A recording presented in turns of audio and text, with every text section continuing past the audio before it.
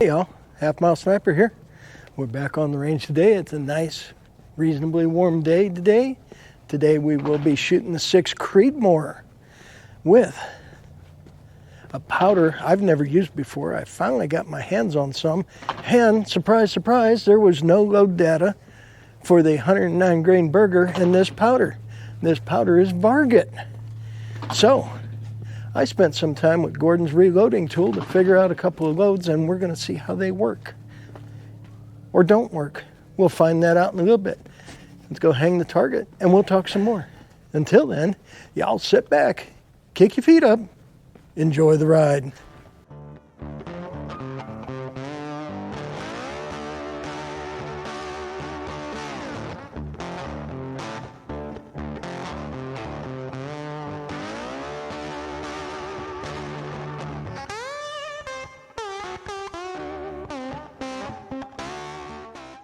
Alrighty, well, we got our target up. We've got the, I believe those are 3/4 inch dots this time. Charges will be 36.5, 37, 37.5, 38, and 38.5. Pushing the 109 grain Berger hybrid using Varget powder. And you see, that camera is kind of close in line. We'll see how well it works out. That is running. Eating up a little bit of disk space, but hey, it is what it is. As soon as we get back, I'll explain to you how I came up with these loads since there was no load data. And we'll keep our fingers crossed and see how they work. That's always the scary part. Bring y'all back in a moment. Okay, all cameras are running. You're running, that camera's running, and I'm gonna get me some accuracy juice. Okay, so there was no load data for the 109 grain Berger and Varget powder. Where's my, I left it in the box. Okay, that way I don't have to worry about closing the bolt on the chamber flag. So there was no load data for Varget and 109 grain Berger. So I used Gordon's reloading tool, plugged in my case, my bullet, and powder. And then I started playing with the powder charges to see where the velocity should be. Now, according to Gordon's reloading tool, 36.5, which is the first load we're going to shoot, should be right about 2,800 feet per second. And it should be generating 44,506 PSI. 6 Creedmoor, max PSI is 62,000 and change, like 62,006. And then playing with the powder charge, I checked 37, which is supposed to give us 2835. 37.5 should give us 2869. 38.0 should give us 2903. And 38.5 should give us 2936. And at 38.5 grains of Varget, we should be generating 51,945 PSI. Now, I don't have a way of verifying that we have that, but the tool is saying we're that. That puts us 10,000 PSI below our max charge for this round, or max pressure for this round. So we'll see how it works out. I will be the first to admit it's a little scary doing it this way. But sometimes you just got to experiment. Now, since the last thing I shot was the 6.5 PRC with the 3-pound trigger, I will take just a couple of dry fires to get reacquainted with this 2-pound trigger. And we can kick that zoom up a little bit. Let's try right about there.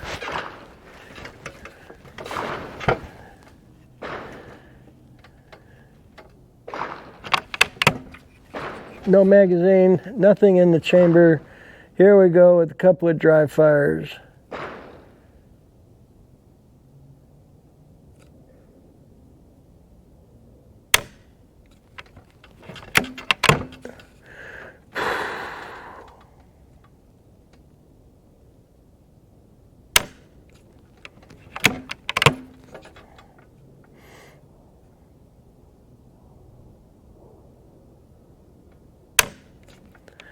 Okay, and interesting, I just noticed, because I don't usually shoot with the power up to 20. It looks like at 20 power, the 4 lines of the reticle,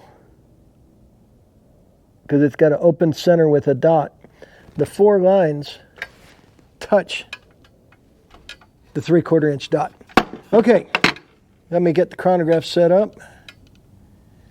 Chronograph is set up. This will be 36.5 grains of Varget, pushing the 109 grain Berger.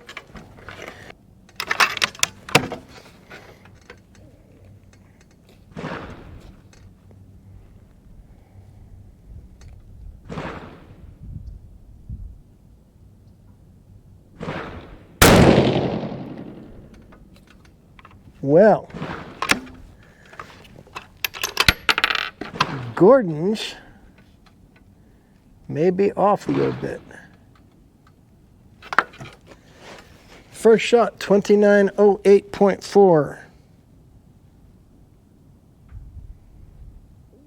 No pressure signs, but the recoil impulse was definitely increased from what I was expecting.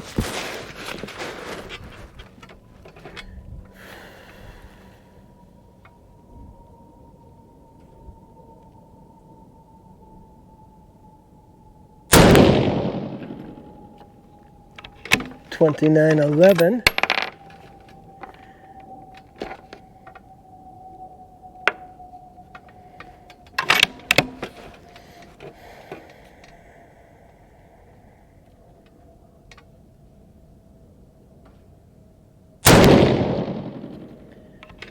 $29.16.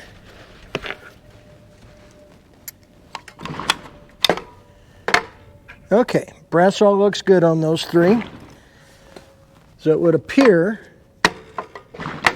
ammo's running about 100 feet per second fast, well, almost exactly 100 feet per second faster than Gordon's reloading tool claims. Now, that gave us a 3-shot average of 2912.3, extreme spread of 8.4, standard deviation of 3.5. Let's see what 37 grains gives us. There's a very real possibility I may not shoot all of these, depending on how high that velocity goes and if we start seeing pressure signs. Okay, 37 grains, 37.0.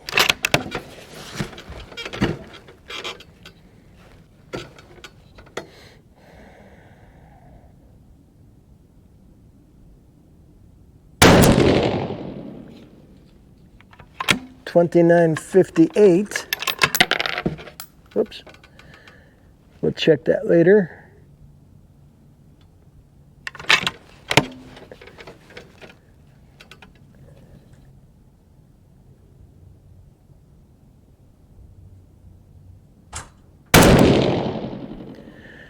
$29.56.5. Really? I'm going to have to check them all when I'm done.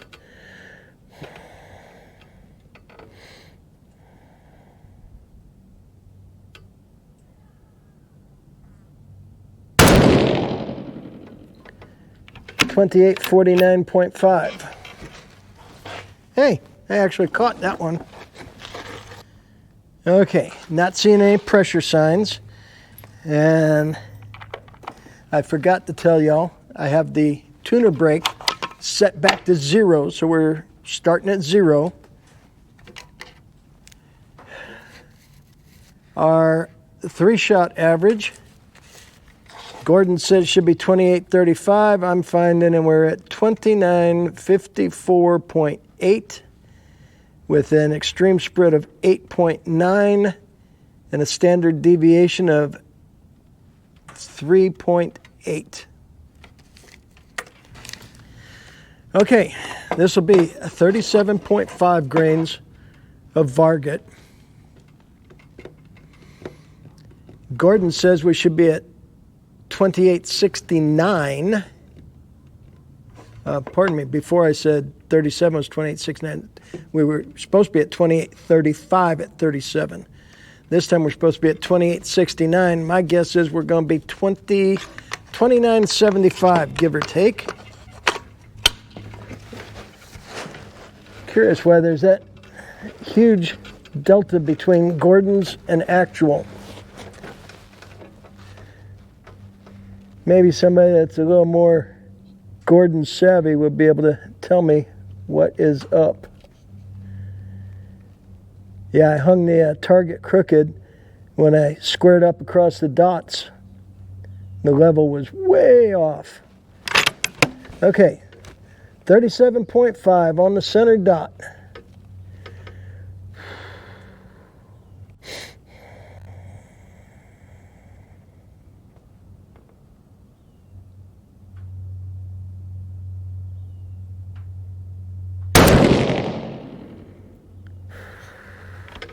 $29.95.5. Pardon me, 29.95.2, not 0.5.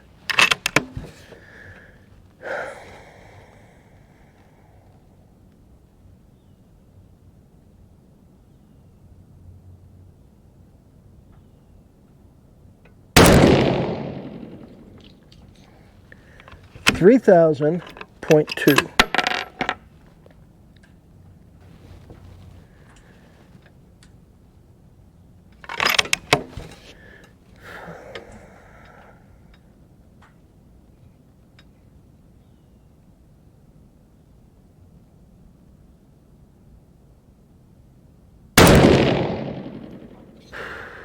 $28.89.6.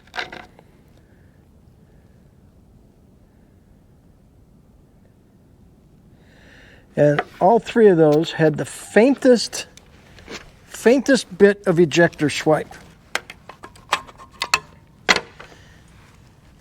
So my guess was wrong. I said 29.75. Our average was 29.95.0.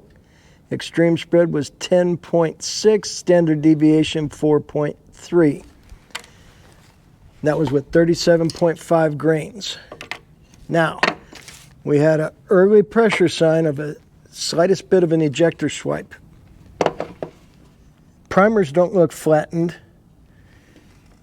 Firing pin does not look cratered.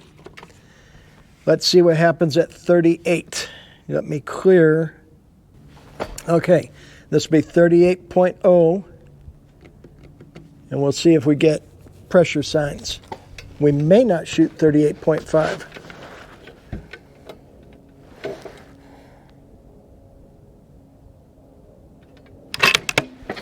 Okay. 38.0.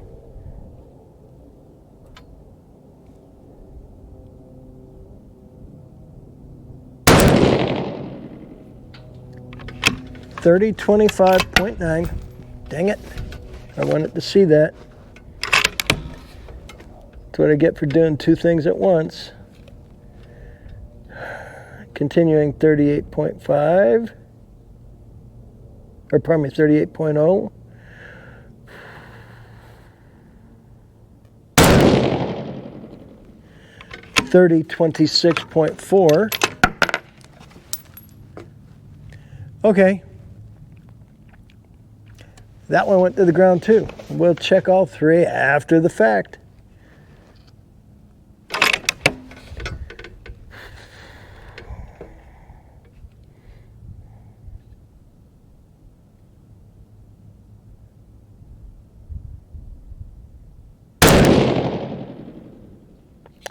3012.6.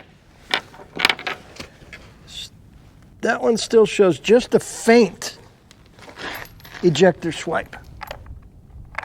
That's faint, and I can live with that. Okay. Instead of 2903 that Gordon's tells us, 38 is giving me 3021.7 for an average, extreme spread of 13.8, standard deviation of 6.4. We'll go ahead and shoot 38.5, even though they're running faster than I want. So I got to do my best to not miss the brass. I want to look at this first piece of brass after the shot before we decide if we're going to continue. Okay, 38.5 of Varget.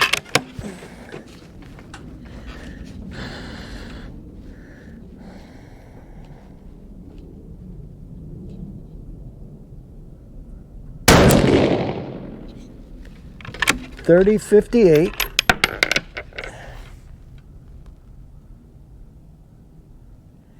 Ejector swipe's a little bit heavier, and the primer's not flat-tinned, but like before, it's just starting to go flat.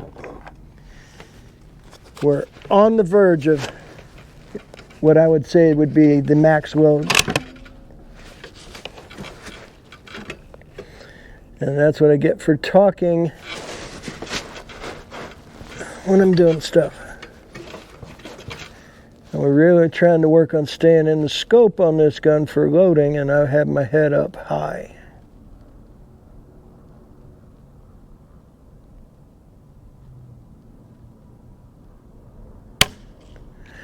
Short stroke. I think that's the first time I short stroked this rifle.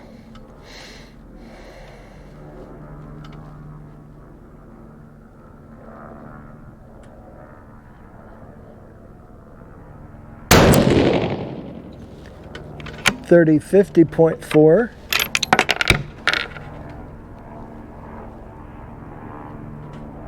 Yep, same thing. A little bit heavier ejector swipe, slightly flattening the primer. Last shot.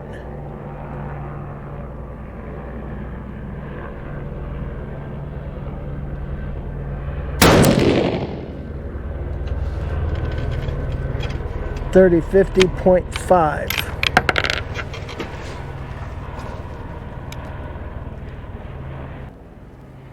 Yep, definite pressure signs. Ejector swipe, primer's starting to flatten. I don't like 38.5. 38.5 gave us a 3-shot average of 3053.0, extreme spread of 7.8, standard deviation of 3.7. Gave us really good numbers across the board on everything. But we hit some pressure signs. Let's go pull that target and take a look. I don't have my chamber flag. I'll go get it. Well, now that's the first time I've used Gordon's reloading tool to try to work up a rifle load for a powder I had no load data for. I've used it for pistols before, no problem. And I'm curious why my speeds were, 100 feet per second faster than Gordon's reloading tool was telling me they should be.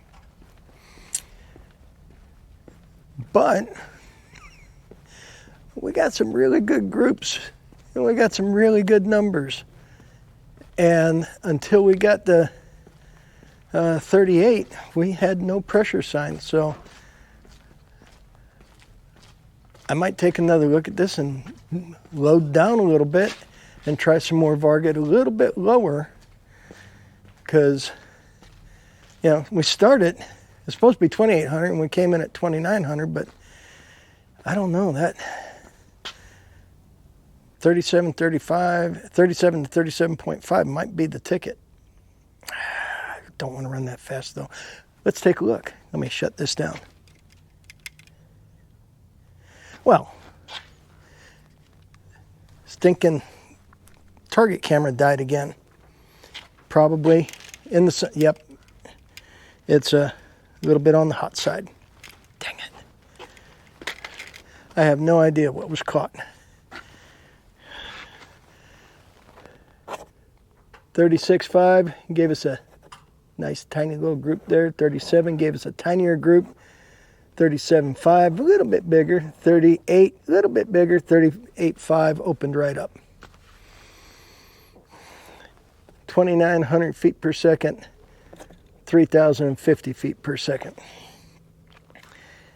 We might try down here a little bit, maybe 30, start at 35 and see what we get in between there. Although 37's looking really tight. God, I hope that got caught on camera. Okay, let's pull the target and go back. And I can't tell you how bummed I am that the target camera was shut down. I have no idea when that happened. It had a hot battery when I started. Maybe I should have run the spotting scope, the GoPro on the spotting scope. Or maybe I should have run my second camera that I put back here that I'm trying out. Maybe I should have put it on the target.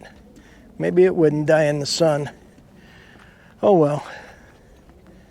Let's get back and get these measured up. Alrighty. As usual, we measure bullet. We get 2.43. When we measure outside edge, it gives us the center to center group automatically. We don't have to think about it. 36.5 gave us 2912.3 feet per second with a standard deviation of 3.5 and a 0.446 inch group. 37.0 gave us 2954.8 at a 3.8 SD and a 1.89 inch group. I'm going a little close for that. That's literally all three touching. 37.5 gave us 2995.0 with a 4.3 SD and a 0.346 inch group. 38.0 gave us 21.7 feet per second with a standard deviation of 6.4, and it gave us a 0.475 inch group. 38, we also had early pressure signs. We had slight ejector swipe from the dual ejectors on the back end of the case. 38.5, 53.0 feet per second with a 3.7 standard deviation, and we got pressure signs. We got more ejector swipe. We started getting the primers to flatten, and the group opened right up to 0.996 inches. Yeah, 38.5 is too much, too fast, too much pressure.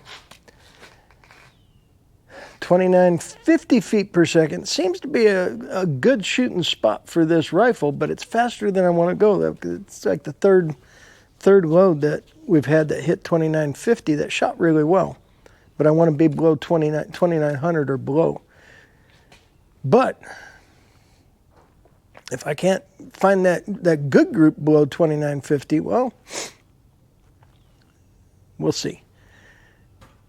I do want to reload a little bit more Varget. Like I said, probably maybe drop down to 35, since we know that with my 6 Creedmoor, Gordon's is like 100 feet per second slower. I'll be able to have a much better idea of what our load will be running.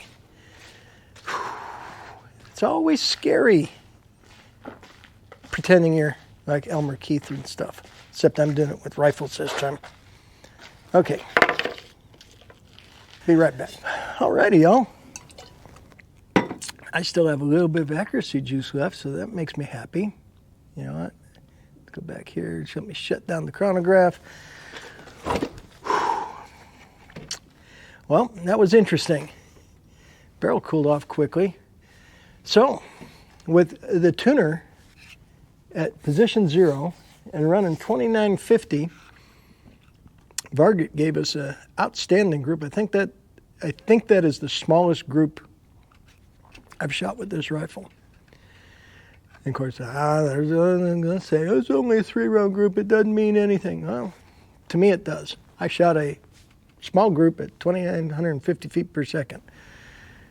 I want to retry again, a little bit less powder, start maybe 35, maybe 35.5, and see if we can get some good groups a little bit slower than 2,900 feet per second. Yes, I did put my chamber flag in. Next time I come out to the range with this rifle, I do have some Vita Vori I want to try, the N560.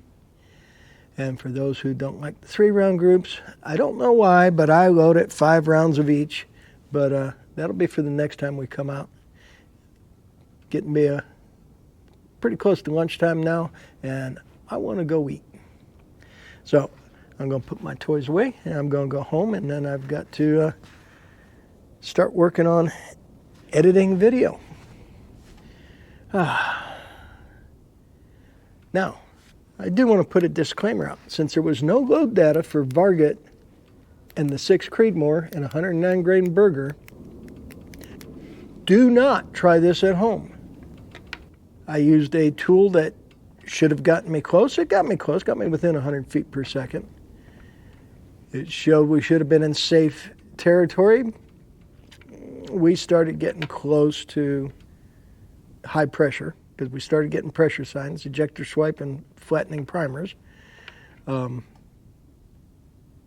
been doing this a while, so I'm not afraid to see that, and I know what it is, and I know when to stop. And had those primers been any flatter on that first shot at 38.5, we would have stopped shooting right then and there. What I don't know is when the target camera shut down. And it bothers me because that was a hot battery when I started the camera. So obviously the sunshine overheated the camera, and that's why it shut down. Oh well. I'm obviously starting to ramble, so we're going to call it a day here. Hey, if y'all are so inclined, you can take a look at the shirts I have down below. Several people got them. Today I'm wearing my Hemingway hunting quote about the hunting of man. It's very apropos for me since I used to hunt people. But take a look. There may be something there you like. Everyone's a hero at the 7-yard line. The Hemingway quote, maybe just the buffalo on the back. Every little bit helps the channel. I appreciate it. I did have a secondary camera on my Sunway photo tripod. I'm trying something different here, see if we can get a little bit of view from both sides. That may be a little bit difficult to edit in, but I'm going to try, because remember, I warn you all the time, stay strapped or get clapped. Get a CCW if you need one. If you're in a constitutional carry state, no reason not to carry. You need to be carrying everywhere you go. The crazies are out there, and between the regular run-of-the-mill cuckoos and those that are really, really infected with TDS, you got to keep your head on a swivel and be ready. Remember, when it hits the fan, you are your own protection. So carry everywhere you can. Get a CCW. If you're in a constitutional carry state, no reason not to be carrying. I would suggest get a CCW anyways, because you may travel. Not everyone recognizes a constitutional carry. And with that being said, as always, I appreciate y'all hanging with me. Thank you so much. Like and comment and subscribe. And subscriber count took a nosedive a week ago twice. So double check your subscriptions, and if you haven't subscribed, go ahead and click that subscription button, because, hey, subscriptions are free, unless if you want to be one of the half-wits. If you want to be one of the half-wits, go ahead and join up. There's only one tier. It's dirt cheap, and I appreciate the half-wits I have. So thank you so much. Until next time, y'all stay safe. Keep shooting. We'll catch you next time.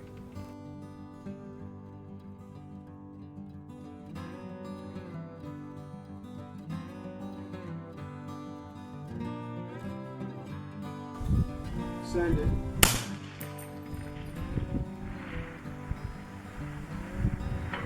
Hit.